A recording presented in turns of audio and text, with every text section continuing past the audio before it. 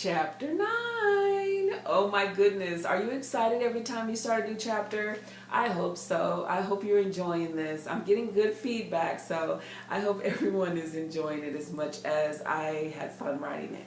So here we go. Into my autobiography, My Yellow Brick Road to My Happily Ever After, Chapter 9, The Expressway from Engagement to Marriage. And if you've ever been on an expressway, you know it's fast. So, hold on. Wow, I was engaged.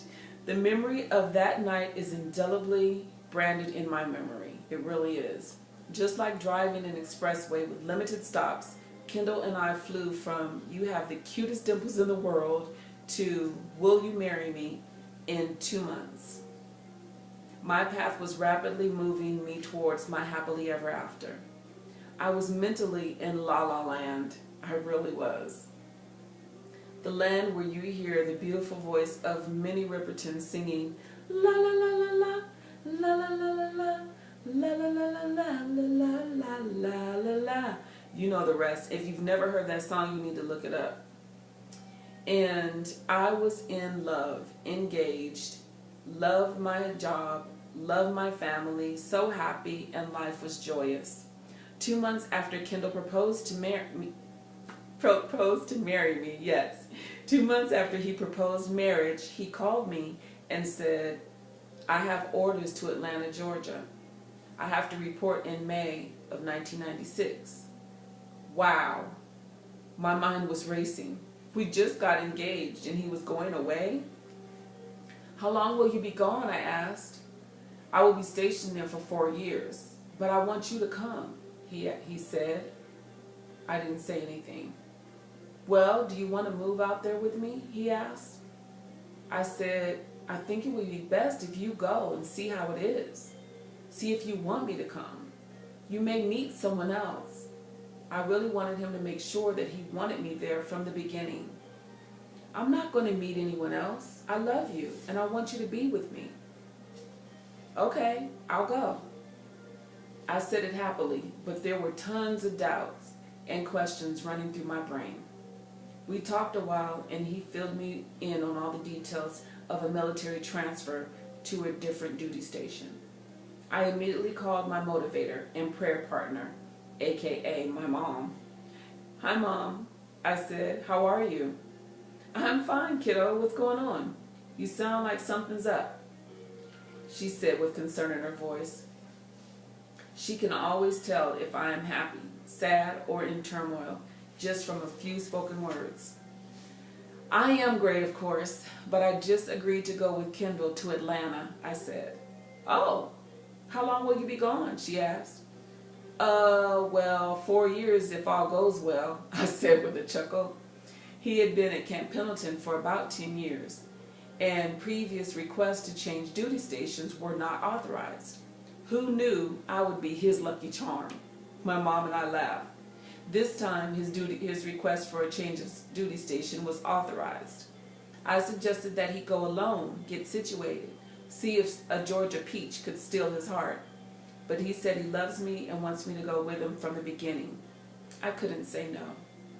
Without missing a beat or pausing to think, my mom said, "So when do you leave? Since Sabbath is doing well there and does not like it here in Riverside, why didn't you find an apartment for me out there in the valley?" We talked over the details. By the time we were done, we decided that I would find an apartment big enough for the 3 of us. Sabbath and I would move out of my apartment and Mom would move out from Riverside. Then the 2 of them would continue to rent the apartment after I moved to Atlanta with Kendall. I called Kendall to tell him about the conversation Mom and I had. He was surprised that I was already working towards our move, which would not happen until April of 1996, which was 6 months away. He would learn that I don't mess around. I am a woman of action. The stones on my path were plentiful and varied because I took action in my life instead of sitting around watching everyone else enjoy life. The days flew by and the months seemed to go from October to March, skipping the 4 months in the middle. When my birthday came around, I was excited and nervous. I knew Kendall would do something because he was so caring, and I did not know what. It was also 1 month away from leaving my birth state of California. The only state I had ever lived in was California. I was a true Cali girl. Kendall surprised me with flowers at my job and gifts at my house, which my mother had secretly helped him select. I was touched by his thoughtfulness. My co-workers, Barbara and Adrian, said he was a keeper. They knew I was nervous about leaving a good job and my family for the unknown. My friend Adrian said, I hear Atlanta is the new Black Mecca for starting your own business. Carol, go out there and be a designer. I smiled and said, I will do my best. There was a basketball tournament in North Carolina in the beginning of April, so Kendall had to go out of town. He left some of his personal documents and his military paperwork at my apartment since he was getting prepared to transfer and needed everything available. While he was in North Carolina, he called me to ask me to locate a document for him. I looked in the area he directed me to, but could not find the document. I told him I would keep looking until I found it and then call him back. I looked in a different box and there it was with other papers. When I lifted the document he needed, I saw a birth certificate. Oh, his birth certificate, I thought. I wonder what time he was born. I was wrong. It was not his birth certificate, but it had his name as the father. So I anticipated the name of Camille or Terrence, but it said Chanel. That was interesting and surprising, but only because we had not talked about our children. We had not talked about other children. The number or children he had was never a concern to me, but omission of facts concerned me. I called him at the hotel and let him know that I found the paperwork he needed. I also saw a birth certificate for your daughter Chanel. Why would you not mention that you had another child? You don't even get it. I don't care if you have 10 kids.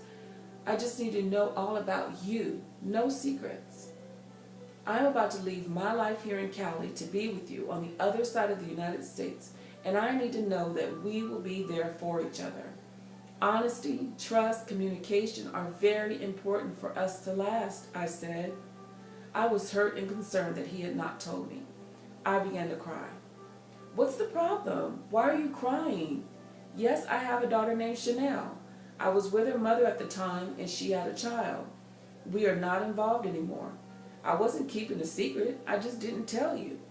He sincerely sounded like he didn't think it was a problem. I said I will talk to you later. I've got to go.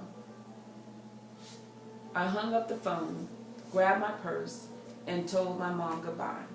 I had no idea where I was going and do not remember where I went. I just know I had to think about the direction I was headed and how was my path going to change. I wanted to make sure that I was making the right choice with the right man. I needed to meditate and pray. I believe it was a whole day that I stayed away from home and did not speak to Kendall on the phone. By the time I returned home, my mom knew that I had reached a decision and found peace. She said Kendall had called several times and was concerned. I said, yeah, I figured he would. I love him. I know it's going to take God and time for us to grow to trust each other. I have faith in each other's ability and communicate about everything to each other. My mom just nodded her head as if to say, that's right, kiddo. God will guide you through it all.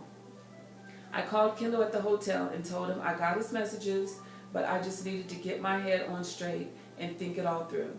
I reassured him that I understood what he had said, and I wanted him to learn to trust me with whatever information he had to tell me. I said I loved him and I would see him soon. Stones of faith, trust, love, and understanding were added to my path early in our journey towards marriage. When Kendall returned home, it was time for us to pack our things, schedule a military move, and leave California for Georgia. It amused me that I had a lot of family members that had served in our armed forces or married to members of our armed forces, yet I knew very little about how things worked in the military. My grandfather, Othniel, and my brother Wesley had been in the Army. My brother Gilbert was a Marine. My Uncle George retired from the Army, and my Aunt Lucretia was a military spouse, yet I needed Kendall to explain the processes of simple functions in the military lifestyle. For instance, we were going to have a military move since he had an approved change of duty station. I had to move all of my belongings from Sherman Oaks to his apartment in Oceanside. The movers were scheduled to pack our things, so I decided to give my job notice in order to be available to handle our move. The movers packed our belongings, marked the boxes, several marked incorrectly, wrote out the itemized docket, and loaded our things for storage.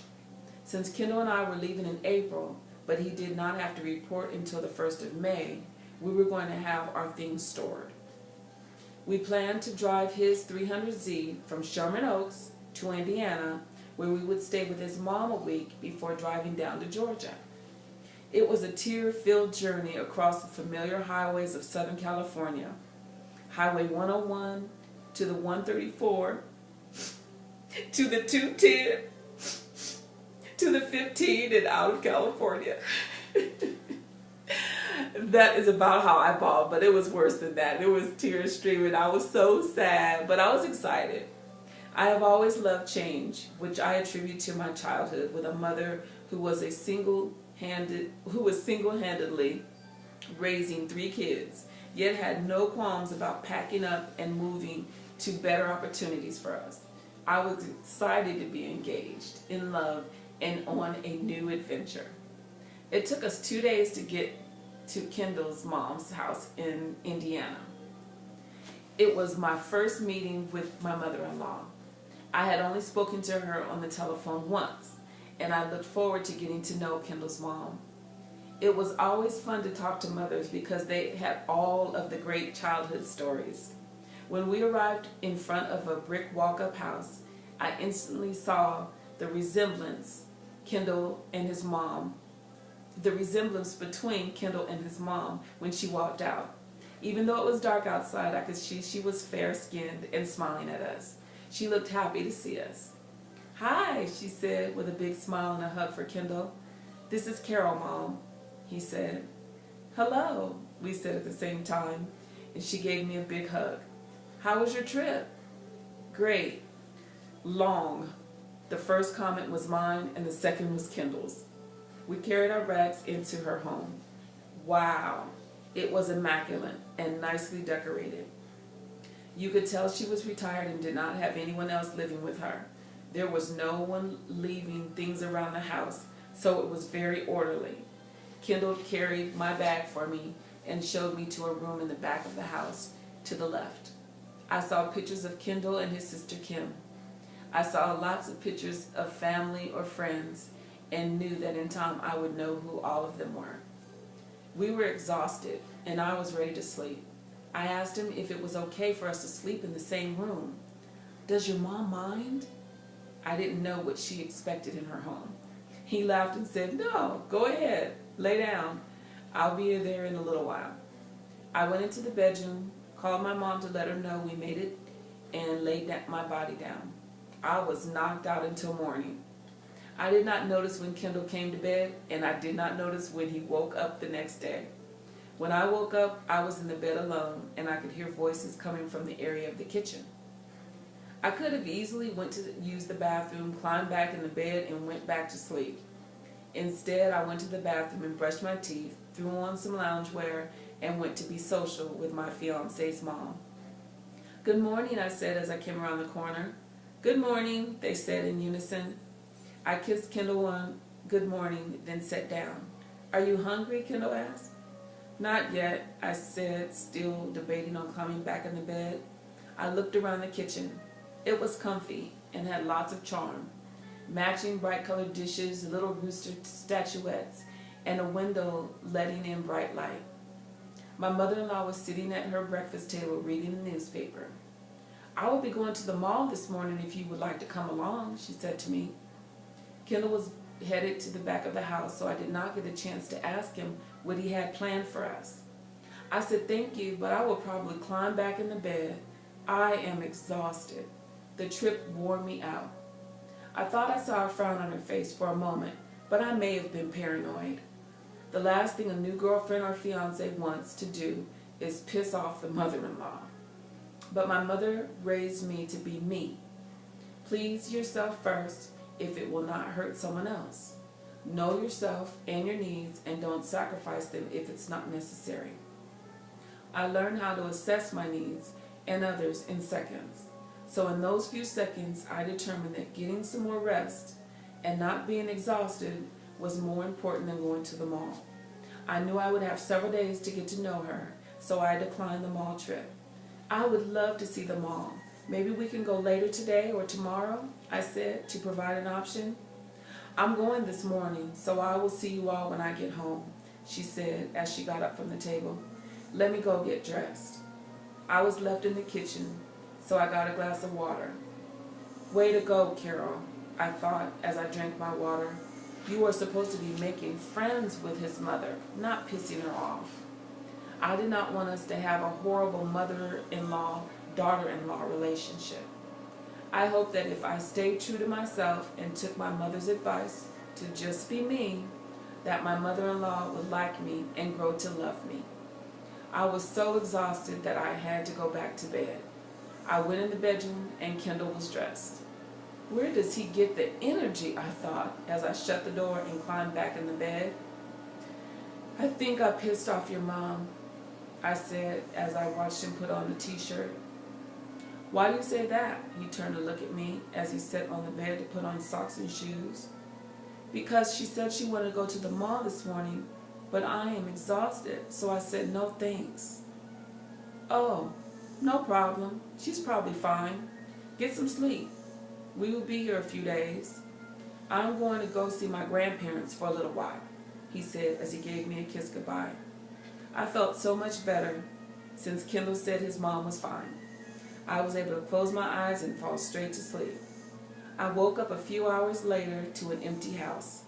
I took a bath and got dressed. I ate a little while I watched television. As I walked back to the bedroom to relax and read until Kendall or his mom returned home, I took time to study the pictures on the walls. My mother-in-law with her kids and grandkids, Kendall and his prom date, who he also married after high school, and many other family pictures covered the walls. It was exciting to be in the home my fiancé grew up in with his mother and sister. I went to the bedroom and sat on the bed. I pulled out my book and read for a while. After Kendall and his mom returned, we visited and I helped cook dinner. I thought she was still a little standoffish with me, but it was probably my paranoia again, so I continued to be me. We talked and laughed while I helped her get dishes and glasses out for use. My paranoia eased up. When we were done eating, I excused myself and went to the bedroom. I gently closed the door and started crying. Kendall came into the room and asked me what was wrong. I tried not to let it bother me, but your mom does not like me. I wanted to make a good impression. It was the only thing I kept thinking about before we came. I should have gone to the mall. I wasn't trying to blow her off. I really was exhausted, I said. I said it all while sniffling and wiping my nose. Kendall chuckled. She likes you. She is just being herself too. It's only the first day. You are still tired. Go to sleep and the next days will be better. He was right. In the days to follow, I had a chance to meet his children, Camille and Terrence. They were fun to hang with. I am a big kid at heart, so playing with bubbles and tossing a ball is my idea of having a great time. After the kids went back home, we went to meet his grandparents, his mother's parents.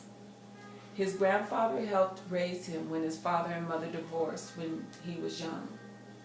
They were so sweet and genuine. His grandmother chuckled and teased Kendall about finally coming to see her, relaxing on recliners and watching Wheel of Fortune.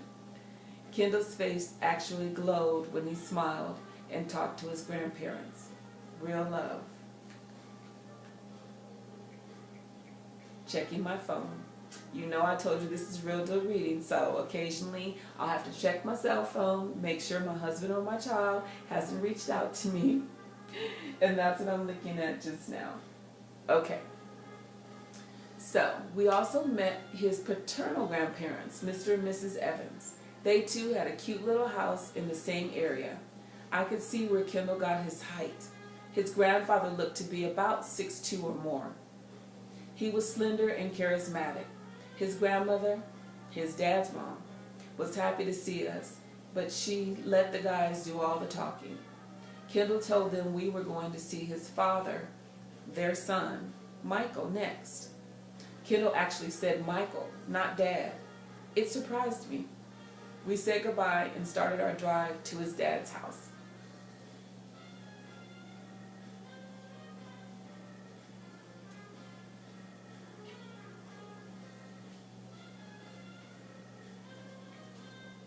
On our way there, I asked him, "Do you always call your dad by his first name?" "Yes, I do," he said. "When I was younger, my grandfather was more like my dad. That's why I call him Dada." He looked like he was talking and thinking at the same time. We drove through his old neighborhood, and he looked around and pointed out landmarks. I said, "Oh." He explained my mom and dad got a divorce. My grandfather's help.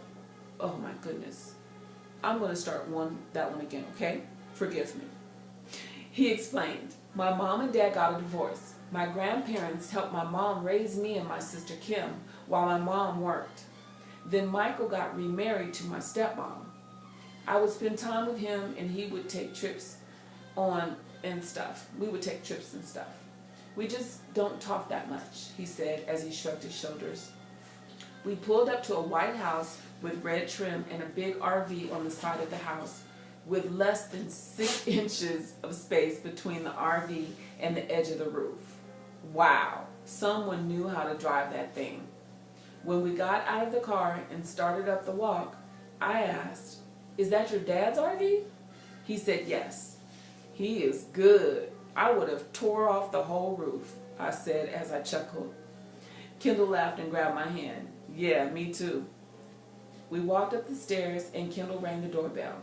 Within a few minutes, a woman with glasses and her hair in a bun opened the door. Must be his stepmom, I thought. "Kendall, hi, come on in." "Hello," she said to me. "Hi," I said. "I didn't know you were in town," she said. "We just got in yesterday," Kendall told her, "so we have been making the rounds today. This is Carol." "Hello." "Michael, Michael," she called. "Yeah," we heard a man's voice reply from downstairs. She said, "He's downstairs with that big TV." So she led us downstairs. As Kendall ducked his head down to clear the stairway and step into the basement, his stepmom said, "Look who's here." As his dad looked and said, "Kendall? Hey, hi, how you doing?"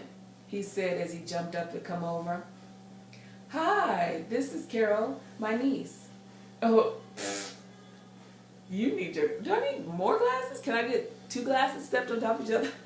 He said, "Hi, this is Carol, my fiance," Kendall said as he and his dad shook hands.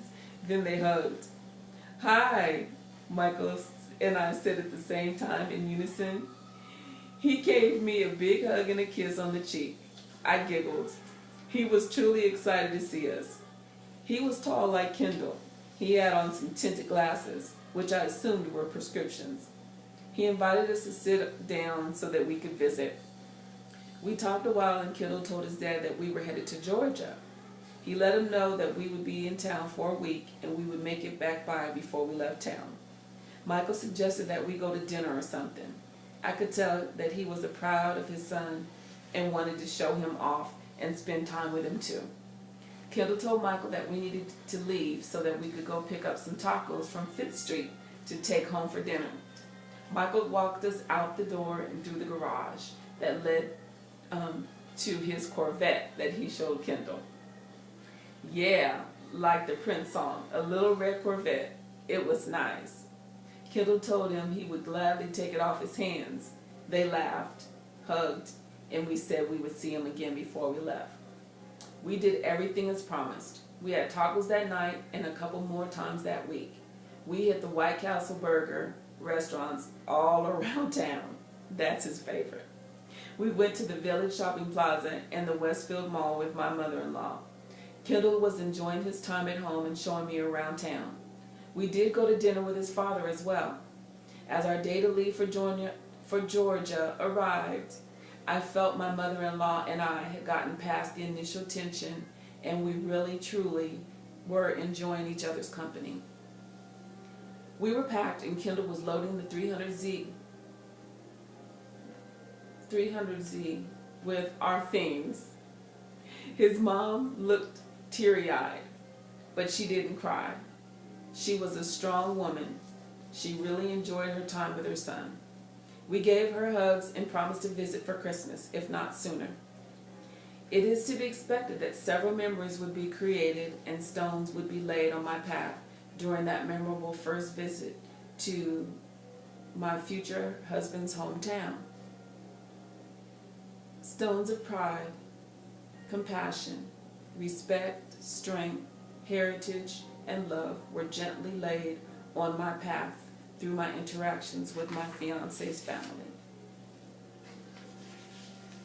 And these are the pictures. This is the Chapter 9 album page with pictures of what I was leaving. I said, following my heart and my man from everything in Cali to Georgia. So there's me at my apartment building, me and my sister Sabbath, and down here is me and my family, my Aunt Robin and Aunt Gertrude, Uncle George, Carla's in there. There's a lot of family in there and friends. And that's my friend Barbara and me and Shara and Kendall and I in Georgia and at our apartment in Georgia. And then when we went to the Olympics in Georgia. Yep, that's the end of Chapter 9. Don't forget, you can see colored pages, colored pictures at my website. It's www.CaroEvansDreammaker.com, and that's Caro, C-A-R-O, EvansDreammaker.com. Check it out. And then we'll get to Chapter 10. Bye.